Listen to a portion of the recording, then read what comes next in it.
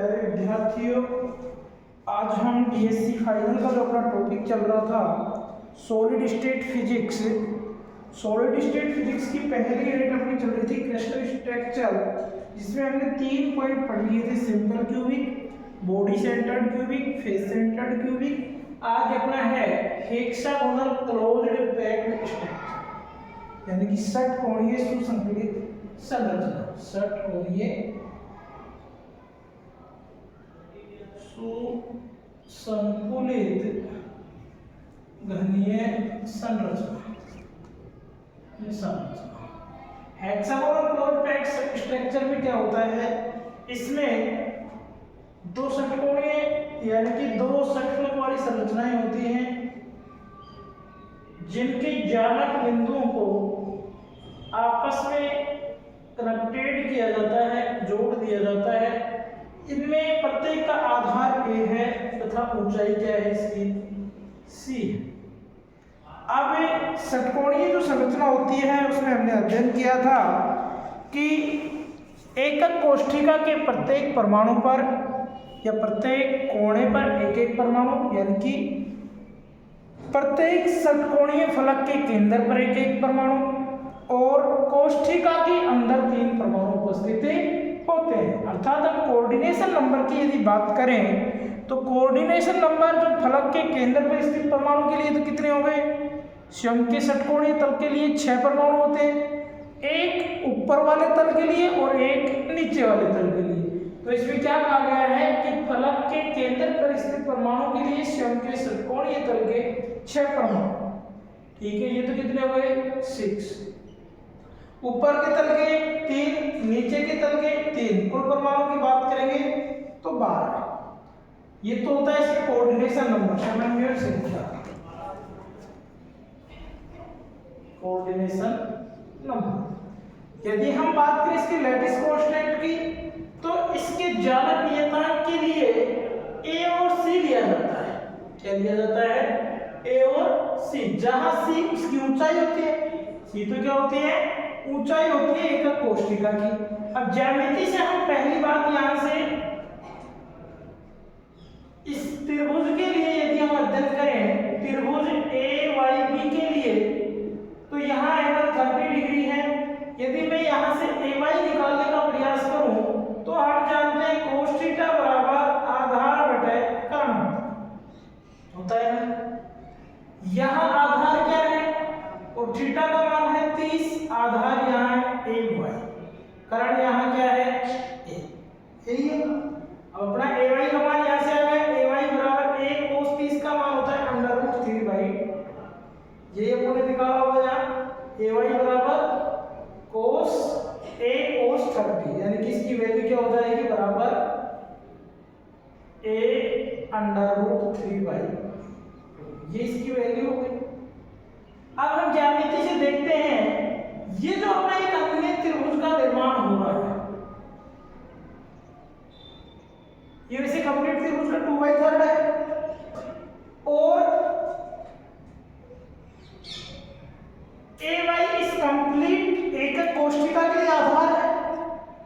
तो हम क्या कह सकते हैं, ax बराबर 2/a, x बराबर 2/3 मल्टीप्लाई ay कह सकते हैं। यानी कि अपने जो त्रिभुज az² बराबर ax प्लस xz का जो होल स्क्वायर है, इनके लिए जब हम मान निकालेंगे तो पहले अपने पास ax का मान होना चाहिए, az का मान होना चाहिए, xz का मान होना चाहिए। az का मान तो अपने पास डायरेक्ट दे रखा है a², क्या दे रखा है a², az का मान कितना है a²। अब ax का हम निकालेंगे तो ax ये जो मान है, हमने क्या कहा है कि प्रत्येक कष्टिकल जो है 2/2 होगा और 1/3 इसकी, तो ये कितना हो जाएगा टोटल 2/3 मल्टीप्लाई इसका आधार कितना है कंप्लीट एकक कोष्ठिका के लिए ay है। ay की वैल्यू हमने निकाली है, इसका स्क्वायर हो गया है, टोटल का स्क्वायर। पहले इसको सोल्व कर लेते हैं ax को, तो ax बराबर 2/3 मल्टीप्लाई ay की वैल्यू थी a √3/2 2 से 2 कट गए 3, यहाँ से वैल्यू बच गई a बाई अंडर रूट 3 बच गई ना। अब अपना है एक्स जेड, ये कंप्लीट एक कोष्ठिका की ऊंचाई क्या है c है, तो ये कितना हो जाएगा c बाई 2। तो अपना मान आ जाएगा a जेड का होल स्क्वायर तो a स्क्वायर हो गया, a बाई अंडर रूट 3 किसका मान हो गया ax का मान हो गया, x जेड का मान c बाई 2 का होल स्क्वायर हो गया। अब यहाँ से a स्क्वायर बराबर a square by root a square बटे 3 प्लस c स्क्वायर बाई 4। अब अपने को c और a में संबंध याद करना है। क्या करना है, c और जो a दिया गया है चालक नियतांक दिए गए हैं उनमें अपने को संबंध याद करना है। इसका पक्षांतर किया a वाली टर्म एक तरफ आ गई, यहाँ से इसका लेसा लेंगे 3 लेसा आ गया 3a square minus a square कितना बच गया 2a स्क्वायर बाई 3 बराबर c स्क्वायर बाई 4 का पक्षांतर फिर कर देंगे तो एक तरफ तो c स्क्वायर बच गया एक तरफ हो गया 8 बाई 3 a स्क्वायर को हटाएंगे तो अपना संबंध बच जाता है अंडर रूट 8 बटा 3 a बराबर c। एग्जाम में पूछा जाता है, इंपॉर्टेंट है, एग्जाम में डायरेक्ट पूछा जा सकता है षटकोणीय संरचना के लिए सिद्ध कीजिए कि c बराबर अंडर रूट 8 बटा 3 a होता है। ठीक है, अब अपने को क्या निकालना है, एकक कोष्ठिका का आयतन निकालना है। तो एकक कोष्ठिका के आयतन के लिए हम जानते हैं कि v क्यूब होता है कि नहीं, यहाँ कितना हो जाएगा v बराबर अपना v बराबर एक त्रिभुज की बात करें तो त्रिभुज AOB का क्षेत्रफल, लेकिन यह षटकोणीय है तो कितना हो जाएगा मल्टीप्लाई 6 हो जाएगा भाई, मल्टीप्लाई ऊंचाई, ऊंचाई अपनी क्या थी c थी। अब AOB के लिए 1/2 आधार ना ऊंचाई होता है फिर, तो यहाँ से 1/6 multiply 1/2 BO multiply AY multiply c।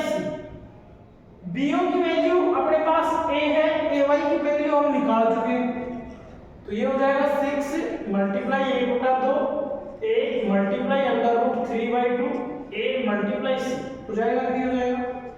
इसको हम सोल्व करें 2 एकम 2 होती है 6 3 अंडर रूट 3/2 a स्क्वायर। अब c का मान कितना है अंडर रूट 8 बटा 3, यही है ना।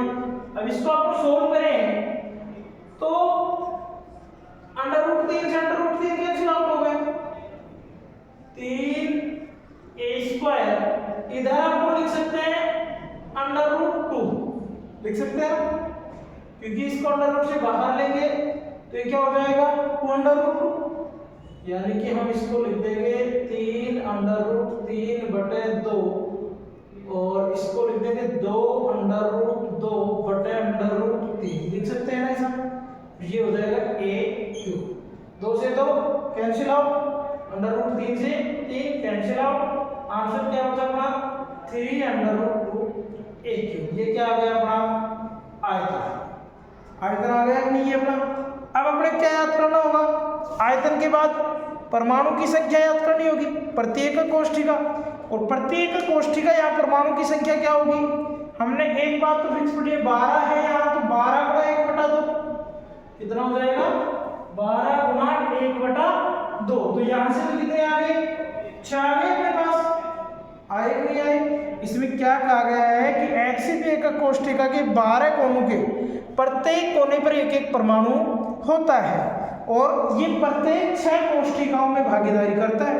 तो क्या लिख सकते हैं 12 गुणा 1/6 लिख सकते हैं ना, तो कितने प्राप्त हो गए, यहाँ से 2 होती है।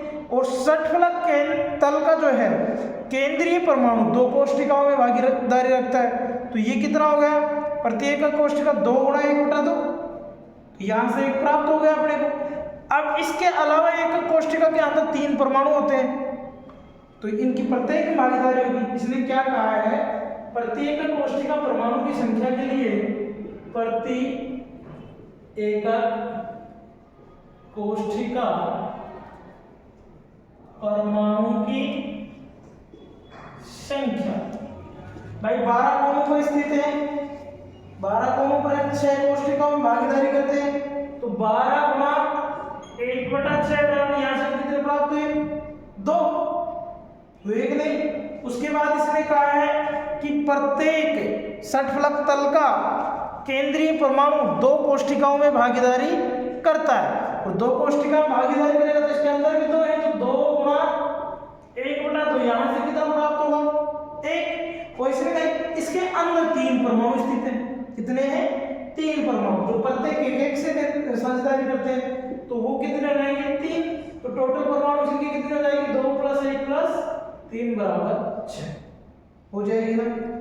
अब अपन क्या निकालते हैं इसके बाद में अपन निकालते हैं प्रति एकक कोष्ठिका परमाणु का आयतन।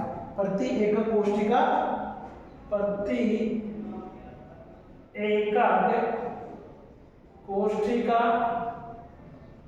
परमाणु का आयतन निकालते हैं Va और वो कितना होगा 6 गुणा 4/3 πr³ यही होता है ना भाई। जितने अपने पास प्रति एकक कोष्ठिका परमाणु की संख्या ये मल्टीप्लाई 4/3 πr³ और r³ की वैल्यू यहाँ से क्या हो जाएगी a/2 क्योंकि हमने क्या पढ़ा है 2 परमाणु के बीच की दूरी 2r = 1 पढ़ा है तो r बराबर क्या हो जाएगी a/2 हो जाएगी कि नहीं। अब r की वैल्यू रख देंगे तो r की वैल्यू रखेंगे तो यहाँ अपना आंसर आ जाएगा 6 से मल्टीप्लाई 4/3 पाई मल्टीप्लाई a/2 का होल क्यूब आ जाएगा ना। अब आंसर अपना आएगा 24/3 2 2 4 4 2 8 1/8 मल्टीप्लाई पाई a³ 8 या 24 यानी कि अपना आंसर यहाँ से आ जाएगा Va बराबर पाई a³ आ गया आंसर भाई। यहाँ से अपना क्या बचा है पाई a³ बचा है ना 8 या 24 24 से 24 कैंसिल आउट हो गए और कितना बचा अपना पाई a³। अब अपने को क्या याद करना होगा पैकिंग फैक्टर संकुलन गुणांक। और संकुलन गुणांक क्या होता है एकक कोष्ठिका में परमाणु का आयतन बटे एकक कोष्ठिका का आयतन। क्या होता है एकक कोष्ठिका में परमाणु का आयतन बटे एकक कोष्ठिका का आयतन। तो पीएम अपना क्या हो जाएगा यहाँ से एकक कोष्ठिका में परमाणु का आयतन। अब यह एकक कोष्ठिका में परमाणु का आयतन बटे एकक कोष्ठिका का आयतन।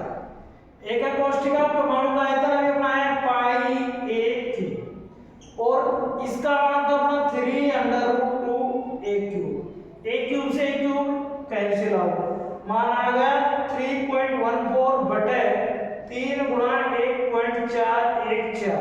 और हेक्सागोनल संरचना भी जो होती है उसकी पैकिंग फ्रैक्शन या पैकिंग फैक्टर 0.74 या 74% होती है। इसका पैकिंग फैक्टर हो गया।